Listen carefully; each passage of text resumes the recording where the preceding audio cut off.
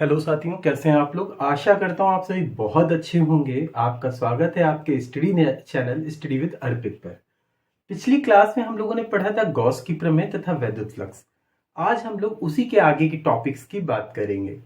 तो पहला यहाँ पर हम लोग जो टॉपिक पढ़ेंगे क्या है, आवेश का रेखीय घनत्व। आवेश का रेखीय घनत्व, इसे इंग्लिश में कहते हैं लीनियर डेंसिटी ऑफ चार्ज। क्या होता है, लीनियर डेंसिटी ऑफ चार्ज। अब ये क्या होता है इसको समझते हैं। जैसे मान लेते हैं कि हमारे पास कोई तार है। ये तार हमने कोई चालक तार ले लिया। ये कोई चालक तार हमारे पास है और इस तार में हमने कोई आवेश दे दिया। मान लेते हैं कि आवेश हमने इसमें दिया धन आवेश दे दिया। क्या दिया, धन आवेश। तो ये जो धन आवेश होगा ये क्या होगा, पूरे तार की लंबाई में फैल जाएगा। पूरे तार की लंबाई में फैल जाएगा। कोई चालक तार है और उस चालक तार में हमने क्या दिया, आवेश दिया। तो आवेश क्या होता है, पूरे तार में समान रूप से फैल जाता है। तो एकांक लंबाई में आवेश की मात्रा को, एकांक लंबाई प्रति मीटर ले सकते हैं या प्रति सेंटीमीटर ले सकते हैं।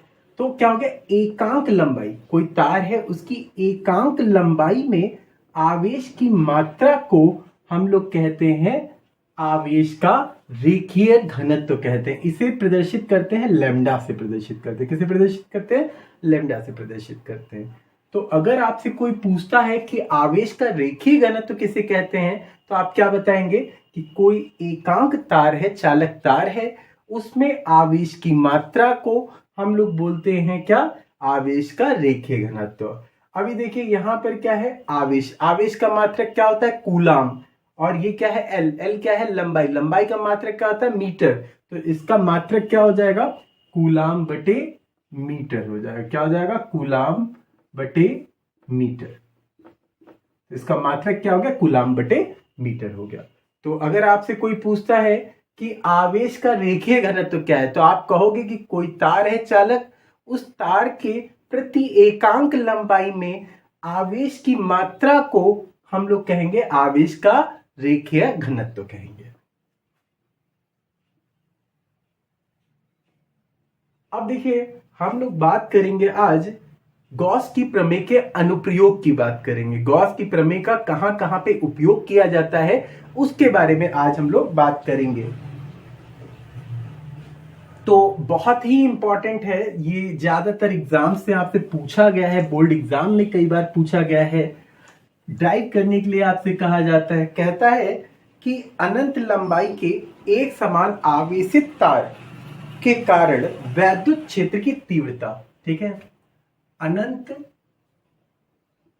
लंबाई के एक समान तार के कारण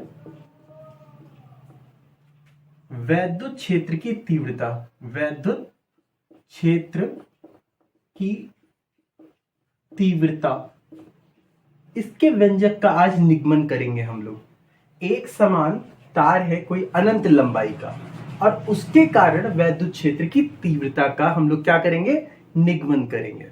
देखिए हम मान लेते हैं कि कोई तार है, ये कोई चालक तार है हमारे पास। ये कोई चालक तार हो गया और इसमें हमने क्या दे दिया, धनावेश दे दिया। हमने क्या कर दिया, धनावेश इस पे दे दिया। जब धनावेश दिया तो पूरे तार में क्या हो गया, समान रूप से ये धनावेश वितरित हो गया। तो इस तार का नाम हमने ले लिया वाई वाई डैश। इस तार का नाम हमने क्या दे दिया, वाई वाई डैश। और इसकी लंबाई कितनी है, एल। मान लेते हैं तार की लंबाई कितनी है, एल है, ठीक। अब आपको पता है जैसे कि कोई तार है और तार के अंदर आवेश प्रवाहित किया जा रहा है, तो आवेश क्या करेगा, उसके चारों ओर एक क्षेत्र बना लेगा, नहीं बना लेगा। अगर कोई वायर है तो वायर को जब आप टच करोगे तो टच करने पे आपको करंट लगेगा, नहीं लगेगा। तो यहां पर वही तरह कोई तार है हमारे पास और तार पे हमने क्या कर दिया, आवेश दे दिया, यहाँ पे धन आवेश दे दिया। तो अब तार के क्या होगा, तार के चारों ओर क्या हो जाएगा, एक वैद्युत क्षेत्र बन जाएगा। क्या बन जाएगा, वैद्युत क्षेत्र। तो हम लोग इस तार के चारों ओर क्या करते हैं, एक वैद्युत क्षेत्र की कल्पना कर लेते हैं। क्या करते हैं, वैद्युत क्षेत्र की कल्पना कर लेते हैं। अच्छा, तार कैसा होता है? बेलनाकार। तो यहां पर पृष्ठ कैसा बनेगा? ये भी बेलनाकार ही बनेगा। कैसा बनेगा? बेलनाकार, सिलेंडर शेप में बनेगा ये। तो हमने क्या किया, एक बेलनाकार पृष्ठ की कल्पना कर ली। ये तार था और तार के चारों ओर हमने क्या कर लिया, एक बेलनाकार पृष्ठ की कल्पना कर ली। अब इस बेलनाकार पृष्ठ पर तार से आड़ दूरी पर कोई बिंदु P स्थित है। यहां पर क्या है? कोई बिंदु P स्थित है। कहां पर? इस पृष्ठ पर। और जो ये पृष्ठ बना है, इस पृष्ठ को हम लोग बोलते हैं गॉसियन पृष्ठ बोलते हैं। क्या बोलेंगे? गॉसियन पृष्ठ बोलेंगे। तो ये जो बिंदु P है, तो इस बिंदु P के चारों ओर एक अल्पांश क्षेत्रफल मान लिया हमने। अल्पांश क्षेत्रफल क्या है? dA है। अल्पांश क्षेत्रफल क्या है? dA। अच्छा, वैद्युत क्षेत्र की तीव्रता और क्षेत्रफल वेक्टर जो हमारा होता है, ये दोनों क्या होगा? एक ही दिशा में होगा। तो बिंदु P पर वैद्युत फ्लक्स अगर हम लोग निकालेंगे तो क्या निकलेगा? phi P is equal to E dA cos theta. ये हम लोगों को फॉर्मूला पता है। हमने यहां पर देख रहे हैं E और dA क्या है? दोनों एक ही दिशा में जा रहे हैं। दोनों कहां है? एक ही दिशा में। तो एक ही दिशा में होने पर क्या होता है? कोण इनके बीच का कितना होगा? 0 डिग्री हो जाएगा। कितना हो जाएगा? 0 डिग्री। और आपको पता है कि cos 0 की वैल्यू कितनी होती है? cos 0 की वैल्यू 1 होती है। अगर हम लोग यहां पर cos 0 की जगह 1 रख दें तो phi p की वैल्यू क्या मिलेगी हमें? E dA निकल आएगी। क्या निकल आएगी? E dA निकल आएगी। अब इसी तरह से मान लेते हैं कि इस गॉसियन पृष्ठ के किसी बिंदु पर या किसी किनारे पर कोई बिंदु M स्थित है। तो हम लोग मान लेते हैं कि इस किनारे पर यहां पर क्या है? कोई बिंदु M स्थित है। यहां पर क्या है? हमने मान लिया कि कोई बिंदु M स्थित है। M स्थित है तो इसके चारों ओर का जो क्षेत्रफल हम लोग अल्पांश क्षेत्रफल मान रहे हैं क्या? dA dash. हमने क्या मान लिया? इसको dA डैश मान लिया। यहां पर हमने क्या माना था? dA लिया था अल्पांश क्षेत्रफल, और यहां पे हमने क्या ले लिया? dA डैश ले लिया। दोनों हमने क्या ले लिया? dA डैश ले लिया। अब यहां पर क्या होगा? जो क्षेत्रफल वेक्टर होगा dA डैश, ये dA डैश, ये और जो वैद्युत क्षेत्र की तीव्रता है, ये दोनों एक दूसरे के क्या होंगे? लंबवत होंगे। क्या होंगे? लंबवत। तो देखिए यहां पर क्षेत्रफल वेक्टर और वैद्युत क्षेत्र की तीव्रता ये एक दूसरे के कैसे दिख रहे हैं? लंबवत दिख रहे हैं। ठीक, परपेंडिकुलर है। तो अब बिंदु M पर अगर हम मानते हैं, बिंदु M पर क्या हो जाएगा? E dA cos थीटा हो जाएगा। ठीक है, लेकिन यहाँ पे dA डैश होगा, dA डैश हो जाएगा हमारा। अब देखो यहां पर क्या बनेगा? जब परपेंडिकुलर होता है तो थीटा की वैल्यू कितनी होती है? 90 डिग्री। और cos 90 की वैल्यू कितनी होती है? 0। अगर cos 90 की जगह 0 रखेंगे तो ये पूरा का पूरा टर्म क्या हो जाएगा? 0 हो जाएगा। पूरा टर्म हमारा क्या हो जाएगा? 0 हो जाएगा। तो phi m is equal to कितना हो गया? 0 निकल आया। phi m की वैल्यू कितनी निकल आई? 0 निकल आई। अब हम क्या करते हैं? हम निकालते हैं कुल तीव्रता या कुल वैद्युत फ्लक्स निकालेंगे। परिणामी flux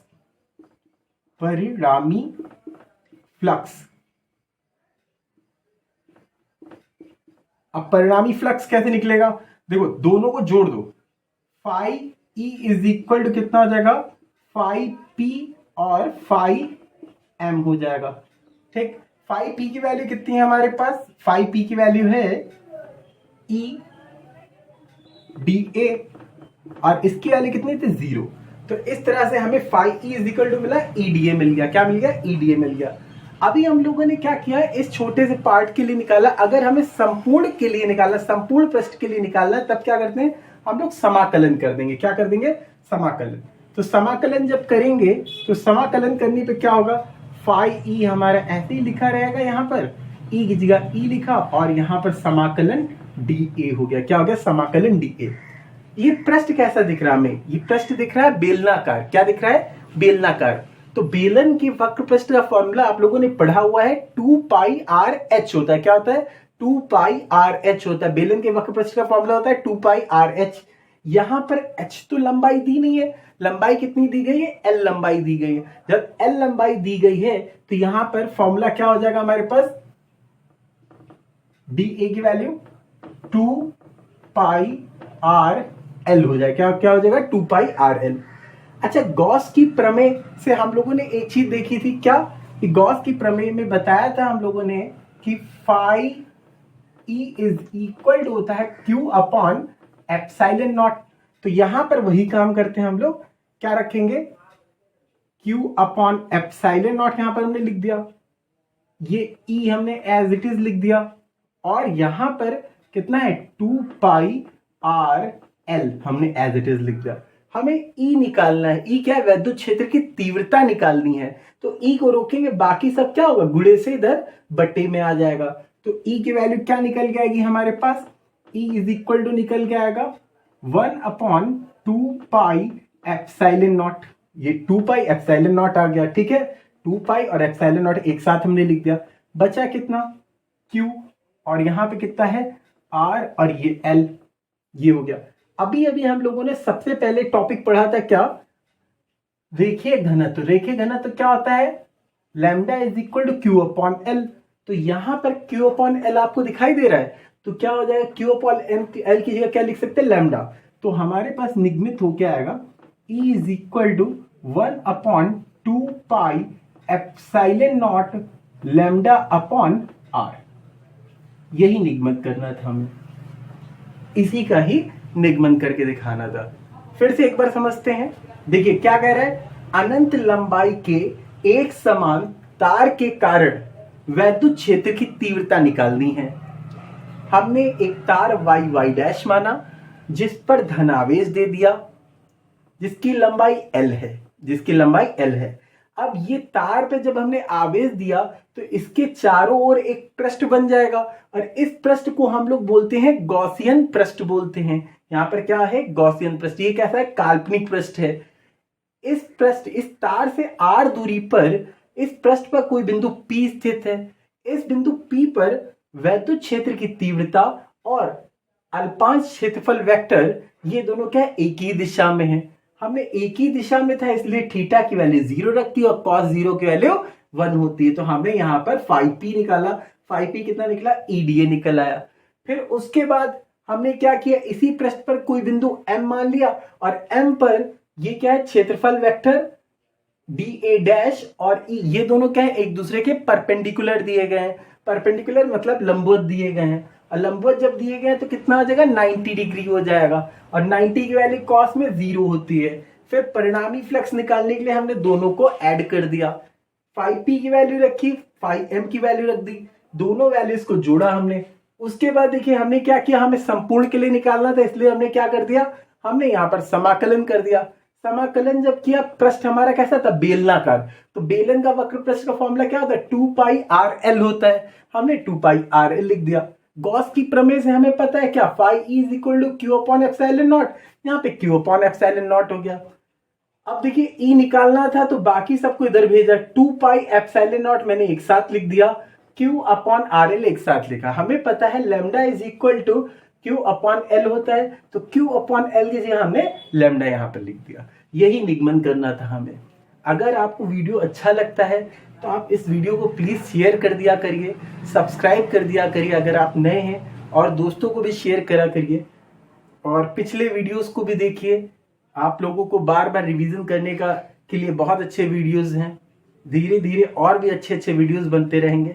thank you so much, please subscribe करिएगा।